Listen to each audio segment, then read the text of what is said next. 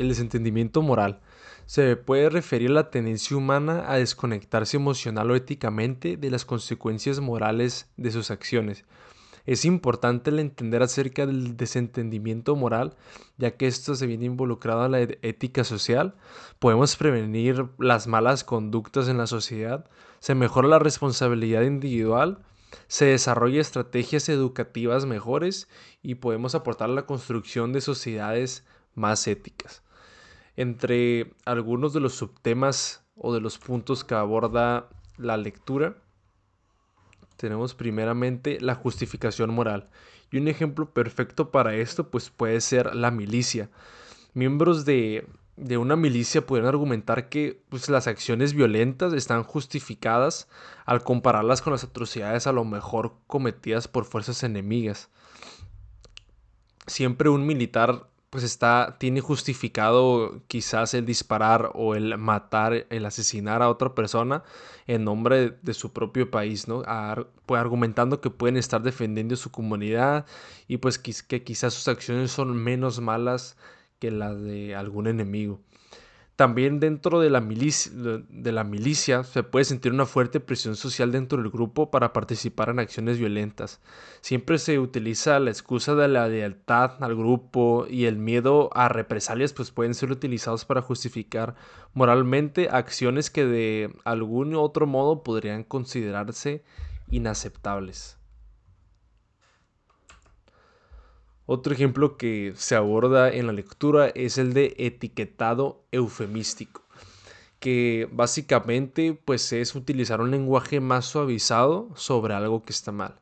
Un ejemplo muy bueno es, por ejemplo, cuando se habla acerca de un desalojo para una familia y a lo mejor en vez de eso lo puedes llamar una reubicación planificada.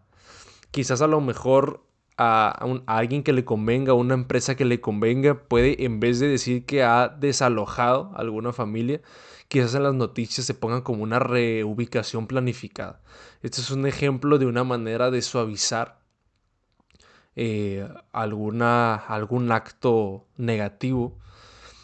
Otro muy buen ejemplo se puede referir a una tortura, en vez de llamarle tortura, llamarle interrogatorio intensivo. La comparación ventajosa es otro de los puntos abordados en el libro y tiene que ver pues con comparar un acto que está mal, compararlo con uno que quizás puede ser de mucha mayor gravedad. Entonces de esa manera tú justificas el cometer este acto. Por ejemplo, pequeñas infracciones de tráfico versus conducir bajo efectos del alcohol. Alguien que ha cometido pequeñas infracciones de tráfico podría minimizar sus acciones al compararlas con conducir bajo los efectos del alcohol.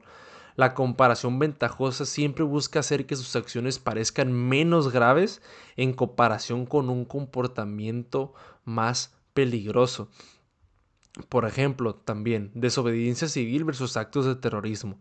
Algunas personas involucradas en desobediencia civil pueden comparar sus acciones con actos de terrorismo para minimizar la gravedad de su desafío a la ley, argumentando que su protesta es pacífica en comparación con actos más violentos. Y creo a nivel personal que sí es algo que ocurre mucho en nuestra sociedad.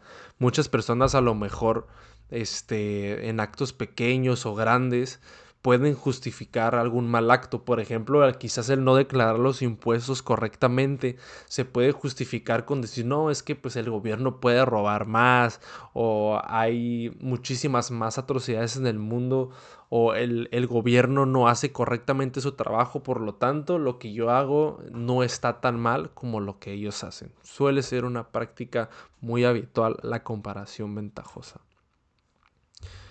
Y por último tenemos la desconexión moral gradual.